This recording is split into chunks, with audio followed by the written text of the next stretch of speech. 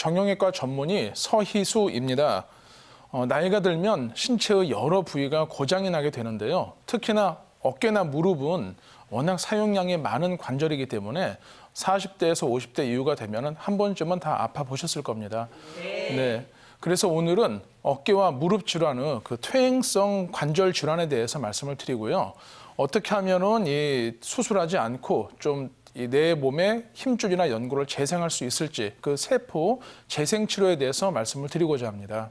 다음은 오십견에 대해서 말씀을 드리려고 합니다. 오십견 한 번씩 다 들어보셨을 텐데요. 50세 전후에 잘 생긴다 해서 붙여진 이름이에요.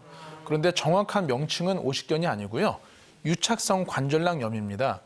이 한자를 제가 풀어서 말씀을 드리자면 어깨를 감싸고 있는 그 주머니 낭자거든요. 헐렁하게 있는 주머니가 연세가 40, 50대 이후가 되면 노화가 돼서 이렇게 염증이 생겨버려요. 염증이 생기면서 속에서 유착, 늘러붙습니다. 뼈에 이 염증들이 막 덕지덕지 늘러붙기 때문에 어깨를 꽉 속에서 잡고 있는 거죠. 우리가 누가 팔을 꽉 붙잡고 있다 생각해 보세요. 어깨를 움직이기 어려울 거 아닙니까? 그래서 오십견이 있는 분들은 어깨를 움직이기도 어렵고 팔을 뒤로 하기도 어려운 그런 통증과 움직임의 제한이 나타난다라고 이해하시면 되겠고요.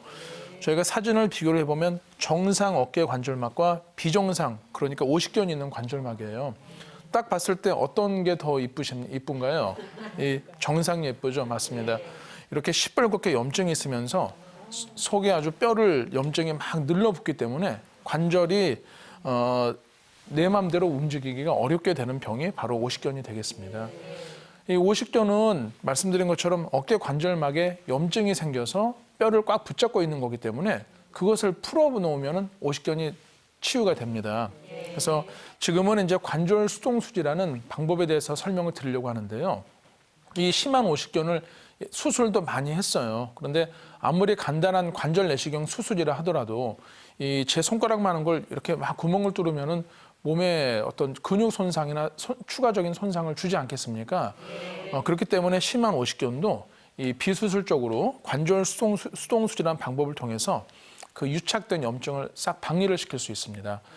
지금 왼쪽 그림에서 보시는 것처럼 부분 마취를 한 다음에 유착 박리를 촉진하는 약을 주입을 해요.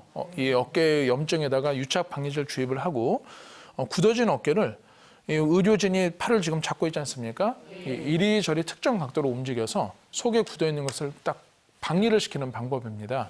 그러면 이제 팔이 올라가지 않던 팔이 보시는 것처럼 쭉 다 올라가실 수 있고 바로 재활이 가능한 특징이 있어요. 오십견으로 고생하시는 분들이 하시는 얘기가 병원에서는 운동을 자꾸 하라는데 팔이 안 올라가서 아파 죽겠는데 어떻게 운동을 하냐 말씀을 하시거든요. 그때는 관절 수동술 후에 재활 치료를 하시는 것이 훨씬 더 경과를 빨리 좋게 할 수 있습니다. 그래서 그림에서 보시는 것처럼 마취된 어깨를 환자분과 대화를 하면서 특정 각도로 움직이는 것인데요. 아무렇게나 꺾으면은 이 골절이 되거나 뼈가 부러질 수 있습니다. 그렇기 때문에 마취도 부분 마취를 해야 되고 유착을 박리하는 약, 속을 부드럽게 해주는 약도 넣어야 되고 움직이는 것도 아주 특정 각도로 움직여야지 아무렇게나 꺾으면 큰일 나겠죠. 네, 그래서 이것을 이제 저희가 모식도로 한번 말씀을 드리겠습니다. 관절 수동술이 무엇이냐? 좀 어렵죠, 한자다 보니까.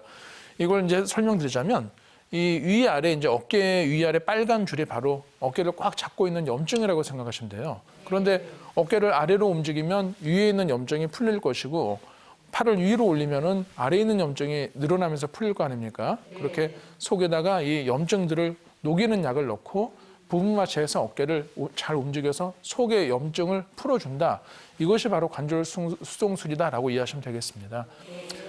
간단히 저희가 치료 사례를 이제 짚고 넘어가면요. 시술 전과 후 사진입니다. 시술 전에 빨갛던 염증이 지금 시술 후에는 위아래로 싹 박리가 돼서 이 뒤에 있는 근육이 지금 드러나 보이는 거예요. 이게 이만큼 원래 헐렁한 공간이 있어야 되는데 없었다가 지금 박리가 돼서 공간이 생겼기 때문에 어깨를 원활하게 이제 움직일 수가 있겠죠. 그래서 지금 보시면은 50세 남성분이신데 팔을 올려보세요 하면은 이게 전부입니다. 오른쪽은 이게 만세가 다 되는데 왼쪽은 이렇게 하다 마세요. 근데 시술 후 일주일이 지났을 때 완전히 만세가 되셔서 아주 좀 좋아하셨던 그런 경우셨습니다. 그래서 이제 저희가 요약을 하자면은 관절 수동술은 잘 낫지 않는 오십견의 아주 유용한 방법이다라고 말씀드릴 수 있겠고요.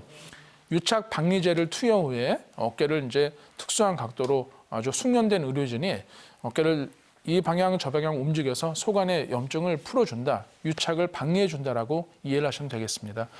마찬가지로 부분마취하에서 절개가 필요 없이 이루어지기 때문에 당일 시술과 퇴원이 가능해서 이제 바로 재활 운동을 하실 수 있다라는 그런 특징이 있겠습니다. 자, 오늘 저희가 어깨 회전근개 파열과 오십견에 대해서 말씀을 드렸습니다. 그러면서 이제 무릎 질환에 대해서도 간략히 말씀을 드렸는데요. 이런 어깨나 무릎 질환 중년 이후에서 찾아오는 관절 질환들은 퇴행성인 경우가 대부분입니다. 그런데 이제 퇴행성 하면은 저절로는 낫지가 않기 때문에 많은 분들께서 아픔을 참고 계세요. 왜 그렇게 오래 참으셨어요? 물어보시면 수술할까 무서워서 참았습니다. 라고들 많이 말씀을 하시거든요. 갑자기 뭐 칼 대는다 생각하면 좀 겁이 나지 않습니까? 그런데 이제 이런 요즘에는 다양한 재생 치료가 발달이 되어 있기 때문에 칼 대지 않고도 어떤 세포 재생을 촉진을 하는 뭐 회전근개 재생 치료나 여러 관절 수동술 같은 방법들이 있기 때문에 내가 아픈데 이걸 뭐 병원에 가셔서 큰 수술하실까 무서워하시는 분들한테 좀 보다 유용한 방법이다라고 설명을 드리고 싶고요. 꼭 한 가지 말씀드릴 건 어떤 병이든지 만병통치약은 없습니다. 그렇기 때문에 이 담당 주치의 선생님과 자세히 의논을 하셔서 내 질환의 진단명 그리고 진행된 정도에 맞추어서 시술을 하실지 수술을 하실지 혹은 뭐 재활 치료를 하실지 정확하게 진단 상담을 하신 후에 치료를 진행하실 것을 권유를 드리고 싶습니다. 네, 이상으로 오늘 어깨 무릎 질환의 재생 치료에 대해서 설명을 드렸고요. 다음번에 또 좋은 내용으로 찾아뵙도록 하겠습니다. 감사합니다. 네.